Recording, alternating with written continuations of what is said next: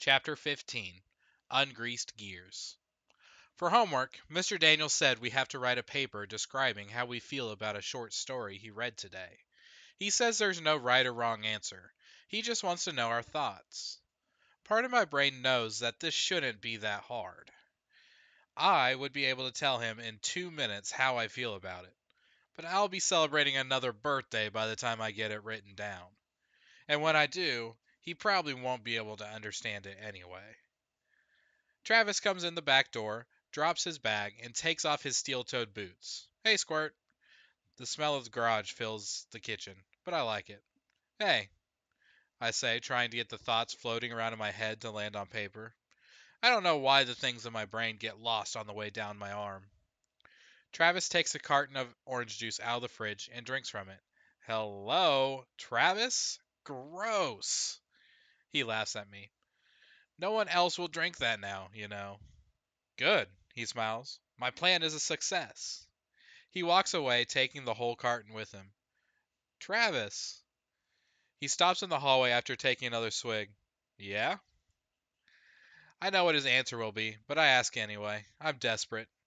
Can you help me?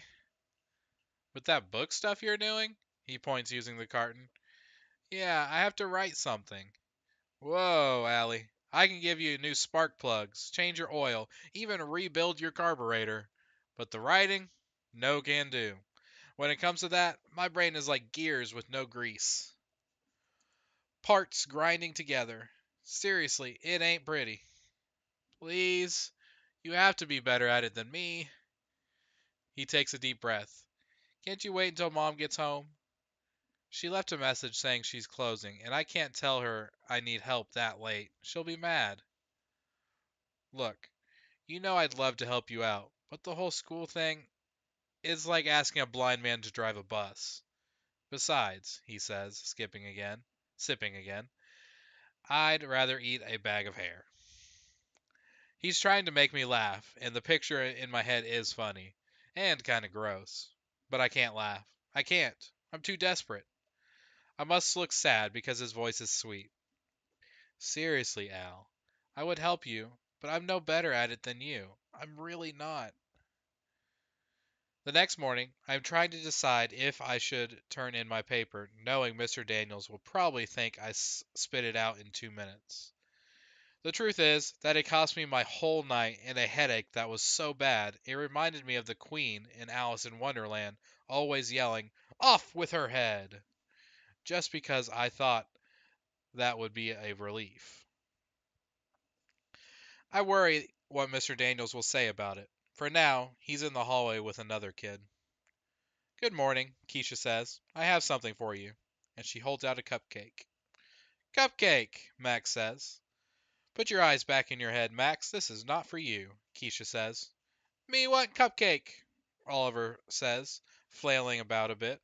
Me love cupcakes. You're such a freak, Shay says. That's Cookie Monster who talks like that. Oliver gets dead serious. Not a single thing on him is moving except his mouth. If I'm talking like that, then I'm the one talking like that. And besides, do you really think that Cookie Monster would turn down a cupcake? I mean, it isn't broccoli or nuclear sludge or something. You could tell him it's a big, tall cookie with frosting on it. He'd suck it down like a vacuum cleaner. I bet you he would. You want to bet me? Do you? Jessica begins to speak, but Shay cuts her off with a look. No, I won't bet you. I don't bet on anything, ever, and especially not with you. Shay spins on her foot and leaves. Jessica scurries after her. It takes 3/4 of a second for Oliver to be onto something else. Wait, that reminds me, he says. During our class party, I hid a Halloween cookie somewhere in my desk. The Halloween party? Keisha asks. That was weeks ago. Yeah! He starts digging for it, things falling in the floor as he searches. If it's there, it's probably hard as concrete. Keisha turns back to me. What is it with this class? They lose control over food. She shakes her head and then pushes a cupcake towards me. For you. For me? I ask. Nobody ever brings me anything, except trouble. Yeah, of course it's for you. Why? Because I'm still cracking up over what you did with those flowers. That's why. She cuts the cupcake in half and shows me that it says wow inside. I'm happy. Mr. Daniels walks back into the room. Okay, my Fantasticos, good news. All homework assignments have been passed in today. That's worth 5 extra minutes of snack time. The boys are so excited as if they've heard there would be free pizza delivered too. I hear Keisha kind of laughing to herself. I figure it's because of the boys all going nuts. But then she turns to me and says, "You've got guts, Allie. I respect that." I like that too. But mostly, I like that she likes it. "Hey," she says, "you want to sit together at lunch? I've been sitting with some people, but I don't talk to them, and they don't talk to me. And you sit alone, so." A Mind movie shows us sitting at a table talking and me being happy. Allie, what do you think? Oh, yes, that would be great. Thank you.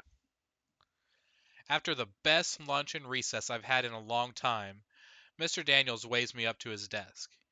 He has my homework and my journal. He's trying to look all happy and light, but I can see the seriousness underneath. Hey, Allie, I'm glad you turned in your homework, and it's more than you usually write. That's great. I stay quiet. I'm just wondering how long it took you to do your homework. I'm not going to ask you to make changes or anything. I'm just wondering. This feels like a trap. I know it isn't good, so I wonder if it would be better to say I did it fast on the bus, or if I should tell him that I worked really hard. Allie, it took me kind of a long time, I guess. I mean, I tried to do my best on it. I look at it. Is it wrong? It's got some good ideas, and that's what the assignment was all about. No worries. Okay? No worries? That's easy for him to say. Chapter 16. What I've Got. I like Mr. Daniels, but he's got a thing for reading. Always talking about books and how great they are. Personally, I'd rather have the flu. The last thing Mr. Daniels said yesterday was that we were going to write stories today, and that it would be our chance to show him what we've got. The only thing I've got is a plan. With a big piece of cloth and a safety pin, my writing arm hangs in a sling. How can he ask me to write like this? I'm feeling pretty proud, I must admit.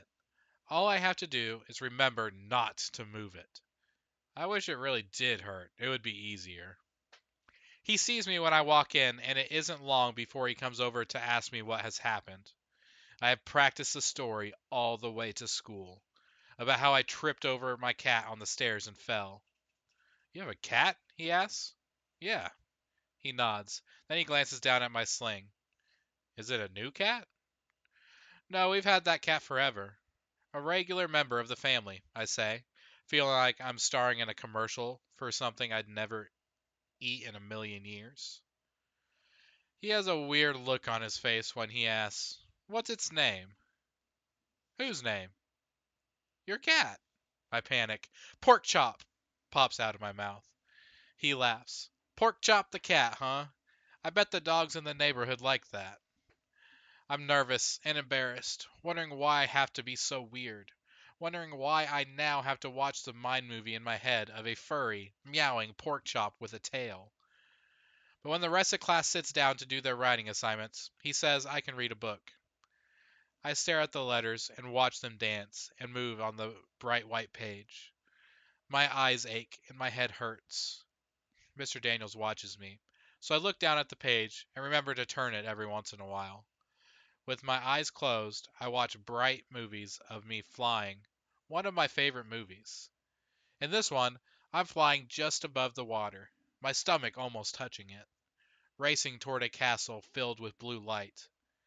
I open my eyes a bit to watch the others write. I look at the page again. I even tried to read some. I really do. But I can't help wondering why Mr. Daniels keeps looking over at me.